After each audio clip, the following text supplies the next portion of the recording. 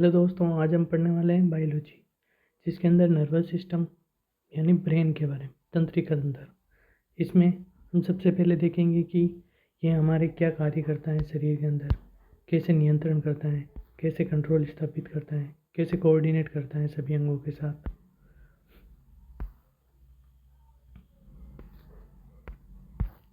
तो अब हम सबसे पहले शुरुआत करेंगे कंट्रोल एंड कोऑर्डिनेशन। इसके अंदर मस्तिष्क,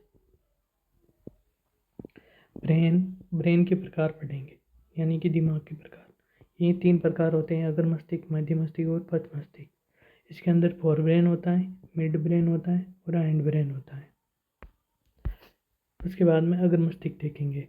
अग्र मस्तिष्क स्वैच्छिक कार्यों को नियंत्रित करता है, जैसे कि आंखों का झपकना, जैसे हृदय की धड़कन, इस तरह से। इसमें ये विशेष तौर से मेमोरी, ब्रेन और भूख यानी हंगर से जुड़ा हुआ होता है। इसके 3 प्रकार होते हैं: सेरेब्रम, थैलेमस और हाइपोथैलेमस। सेरेब्रम होता है स्मृति से रिलेटेड, थैलेमस होता है दर्द और संवेदना से रिलेटेड, और हाइपोथैलेमस होता है ताप नियंत्रण, भूख प्यास को नियंत्रण करता है। इसमें सेरेब्रम में, जो कि सबसे बड़ा हिस्सा है, 2/3 हिस्सा है हमारे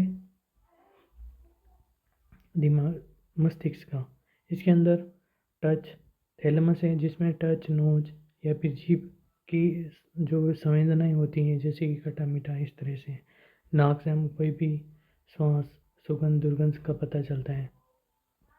सेरेब्रम सेरेब्रम सेरेब्रम में 2 प्रकार के रोग हो सकते हैं। एक तो होता है अमनेशिया, जिसके अंदर मेमोरी लॉस यानी याददाश्त खो जाता है इंसान, और दूसरा होता है डिमेंशिया। इसके अंदर याददाश्त जाना या फिर प्रतिदिन जो कार्य करते हैं उनमें समस्या आती है। इसे अल्जाइमर डिजीज भी कहते हैं, अल्जाइमर डिजीज। उसके बाद में पढ़ते हैं मध्य मस्तिष्क। मध्य मस्तिष्क का कार्य होता है अनैच्छिक क्रियाओं को नियंत्रित करता है, जैसे पुतली के आकार में परिवर्तन और प्रतिवर्ती गतिविधियों, जैसे दृष्टि, श्रवण इत्यादि। उसके बाद में आता है पश्च मस्तिष्क। पश्च मस्तिष्क में सेरेब्रम, जो कि छोटा दिमाग भी बोलते हैं, पीछे के मस्तिष्क। और उसके बाद में आता है संतुलन और आसन, जिसके अंदर हमारे शरीर का संतुलन होता है, जो कि पोस्चर को नियंत्रित करता है। उसके बाद में आता है पोन्स। पोन्स जो कि मस्तिष्क और रीढ़ की हड्डी को जोड़ता है। ये हमारे शरीर के बैक साइड में होता है। ये हमारे मस्तिष्क और जो कि रीढ़ की हड्डी होती है या गर्दन के बैक साइड में, उसको जोड़ता है। उसके बाद में आता है मेरुरज्जु, यानी कि मेडुला ऑब्लिंगेटा। ये श्वसन, हृदय की धड़कनों, एनएस यानी ऑटोमेटिक नर्वस सिस्टम को नियंत्रित करता है। इसके अंदर 22 हड्डियाँ होती हैं, 14 कार्नियल होती हैं, 8 फेशियल होती हैं। और इसी प्रकार हम देखते हैं कि मिड सेगिटल मिडाइन व्यू, ये हमारे मस्तिष्क का एक चित्र है जो कि हम देखते हैं। इसके अंदर यहाँ पे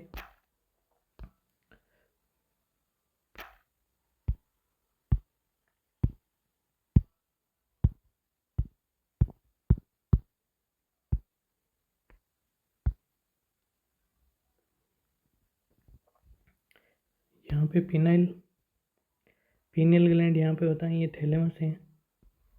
और यहाँ पे फोर्निक्स होता है, हाइपोथैलेमस यहाँ पर होता है, और इन्फीरियर कोलियल्स और सेरिबम यहाँ पे होता है। पोन्स ये जो कि हमारे गर्दन के बैक साइड में यहाँ पे होता है, जो कि रीढ़ की हड्डी और मस्तिष्क को जोड़ता है। यहाँ पे मेडुला होता है, यहाँ पे स्पाइनल कॉर्ड, ब्रेन स्टेम है ये। और इसके बाद में यहाँ पर पिट्यूटरी ग्लैंड होती हैं, और कॉर्पस कैलम और साइंकुलेट जी काइपरस होता है, और हाइपोथैलेमस होता है। उसके बाद में हम पढ़ेंगे सिनेप्स।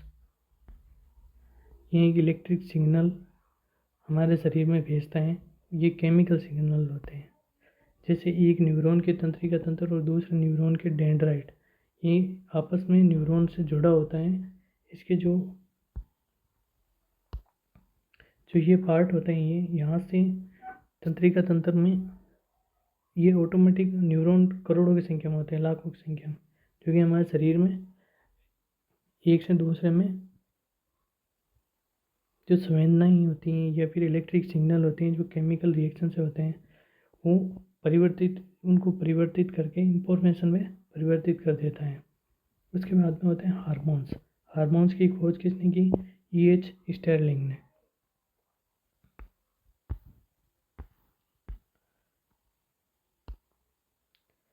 फिर आते हैं पादप हार्मोन।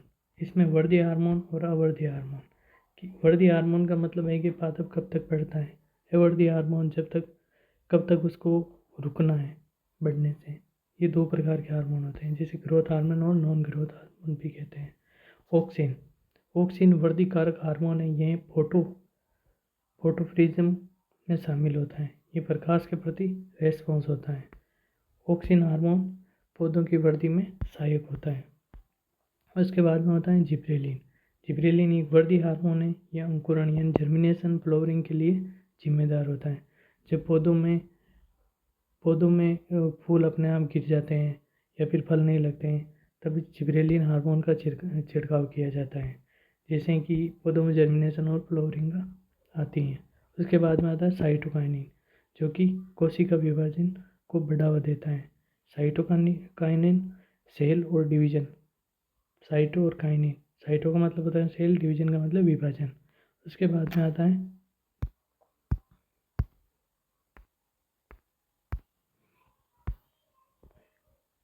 एब्सिसी कम्बल। यह वृद्धि को रोकता है। यह एक तनाव हार्मोन है। एसिटाइलिन, जो कि मेटल के वेल्डिंग में काम आता है। और इथाइलिन ये गैसियस हार्मोन है, फलों को पकने में मदद करता है। जंतु हार्मोन या फिर हार्मोन्स ऑफ एनिमल्स। जंतु हार्मोन में ग्रंथियाँ पढ़ेंगे हम।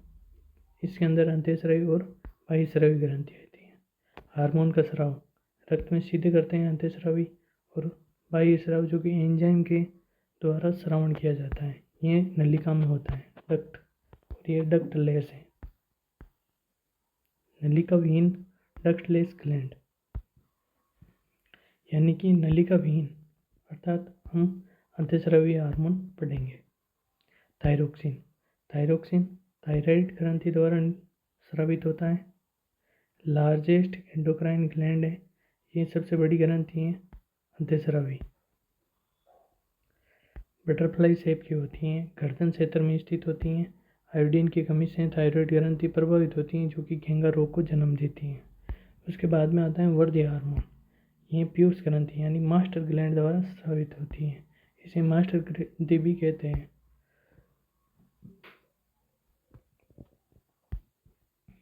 यह सोमेट्रोपिन के नाम से भी जानी जाती हैं, और यह किडनी में वाटर अमाउंट को भी कंट्रोल करती हैं। उसके बाद में आता है एड्रेनालिन यह बीपी और हार्ट बीट को नियंत्रित करता है। ब्लड प्रेशर और हार्ट ये किडनी के ऊपर होती हैं।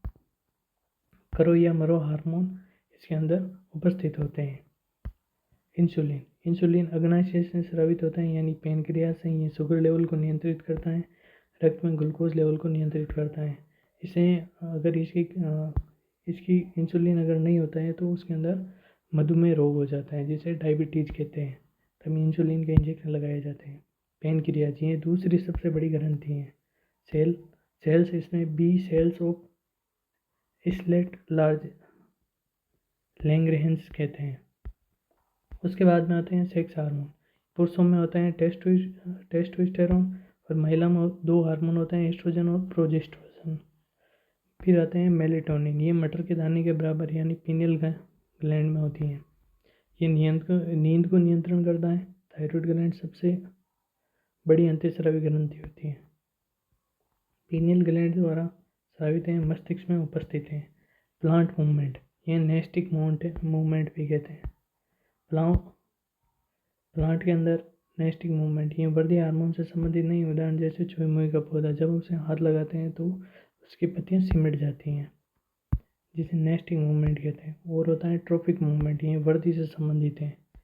और होता है उसके बाद में आता है नेस्टिक और ट्रॉपिक, दो मूवमेंट होते हैं। एक होता है जो कि वृद्धि से संबंधित नहीं है, लेकिन एक तरह की क्रिया करता है, और इसके अंदर वृद्धि से संबंधित होता है।